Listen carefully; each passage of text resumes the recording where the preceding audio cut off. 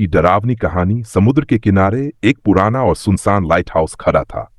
यह light house बरसों से बंद था और आसपास के लोग इसे भूतहा मानते थे। कहा जाता था कि रात के समय यहां अजीब अजीब आवाजें सुनाई देती थीं और लाइट हाउस की खिड़कियों से लाल रोशनी झांकती थी। एक दिन चार दोस्तों ने, जो भूत प्रेत की कहानियों पर विश्वास नहीं करते थे, लाइट हाउस में रात बिताने का फैसला किया। उनमें से एक का नाम राहुल था, जो सबसे ज्यादा बहादुर था। उन्होंने सोचा कि यह सब अफवाह है और वे इसका सच सामने लाएंगे। रात का समय हुआ। चारों दोस्त टॉर्च और कैमरे लेकर लाइट हाउस के अंदर गए। अंदर का माहौल बेहद अजीब था। दीवारों पर जाले और काई लगी हुई थी और हर कदम पर उनकी आवाज गूंज रही थी। पहली मंजिल तक सब ठीक था, लेकिन जैसे ही वे दूसरी मंजिल पर पहुंचे, दरवाजा अपने आप बंद हो गया।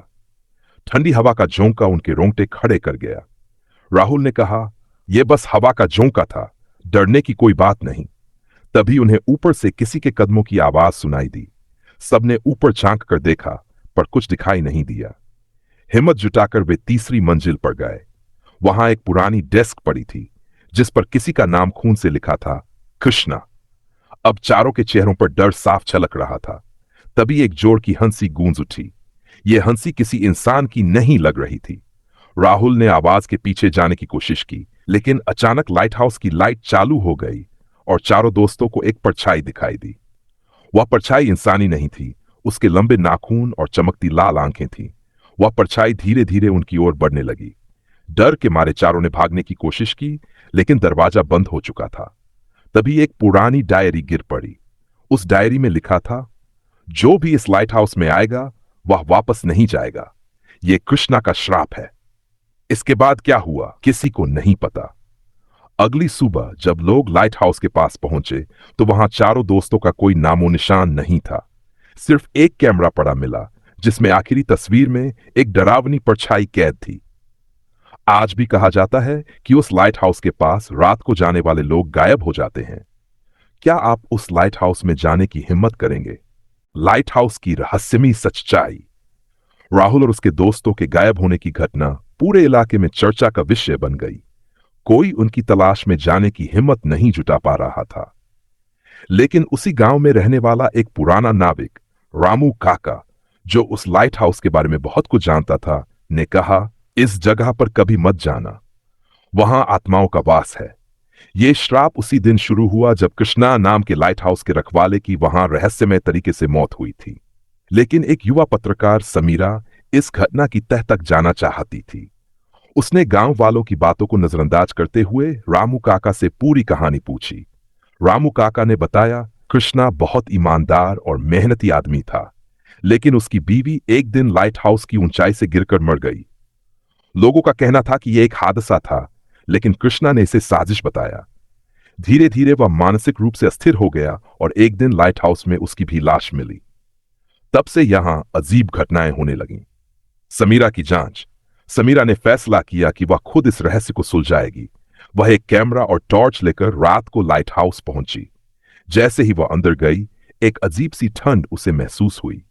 उसे राहुल और उसके दोस्तों के नाम की गूंज सुनाई देने लगी। उसने तीसरी मंजिल पर जाने का फैसला किया। जैसे ही वह ऊपर पहुंची, उसे दीवारों पर खून के निशान दिखाई दिए। ये निशान मानो जमीन से घिसटते हुए बनाए गए थे। तभी उसकी टॉर्च बंद हो गई और एक जानी पहचानी आवाज सुनाई दी, तुम यहां क्यों आई हो? यह तुम्हारे लिए नहीं है, लौट जाओ।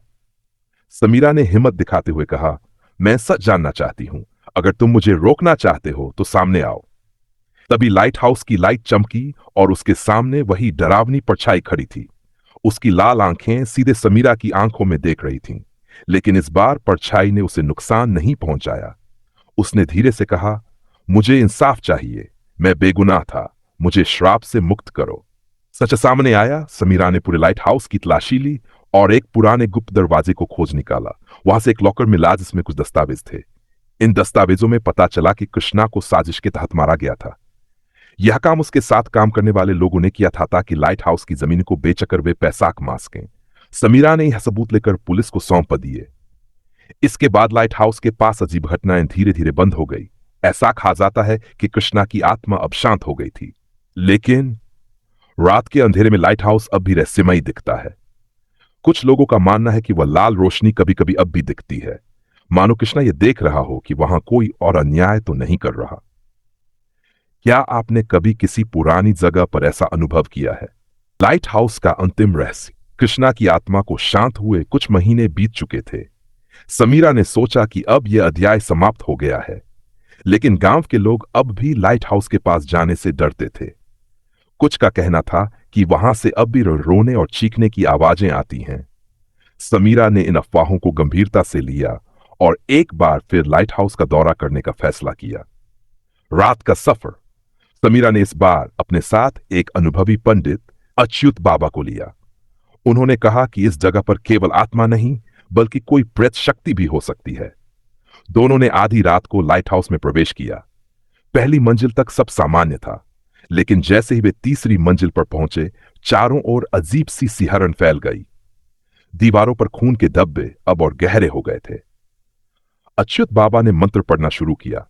तभी एक जोरदार आवाज गूंज उठी, तुम्हें नहीं आना चाहिए था, यह जगह अब तुम्हारी कब्र बनेगी। समीरा ने हिम्मत करके कहा, अगर यहां कोई शक्ति है तो सामने आए और बताए कि वह क्या चाहती है। प्राचीन सच का खुलासा। अचानक लाइट हाउस की छत से एक भारी धुआं सा निकला और उसने इंसानी रूप ले लिया। वह कृष्णा की आत्मा नहीं थी, बल्कि विनायक नामक एक पुरानी प्रेत शक्ति थी। विनायक ने गुस्से में कहा, यह मेरी जगह है, यहां कोई नहीं आ सकता। यह श्राप सिर्फ कृष्णा का नहीं बल्कि मेरा है। मैं सदियों से इस लाइट हाउस का रक्षक हूं। जिसने भी इसे चुनौती दी वह मारा गया। अच्युत बाबा ने उससे पूछा, तुम्हारी आत्मा को शांति क्यों नहीं मिल रही? विनायक ने बताया कि वह इस लाइट हाउस को बुरे लोगों से बचाने के लिए मारा गया था, लेकिन उसके मरने के बाद इस जगह को श्रापित बना दिया गया।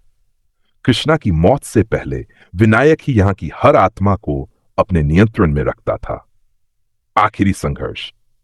अच्युत बाबा ने विनायक को शांत करने के लिए एक प्राचीन अनुष्ठान शुरू किया। जैसे ही उन्होंने मंत्र पढ़ने शुरू किए, पूरी जगह कांपने लगी। दीवारों पर दरारें पड़ गई और लाइट हाउस की लाइट इतनी तेज हो गई कि आंखें खुली रखना मुश्किल हो गया। विनायक की शक्ति ने उन्हें रोकने की कोशिश की, लेकिन बाबा ने हिम्मत नहीं हारी। अंततः विनायक की आत्मा धुएं में बदलकर गायब हो गई। अच्युत बाबा ने कहा, अब यह जगह किसी के लिए। समीरा की आखिरी रिपोर्ट।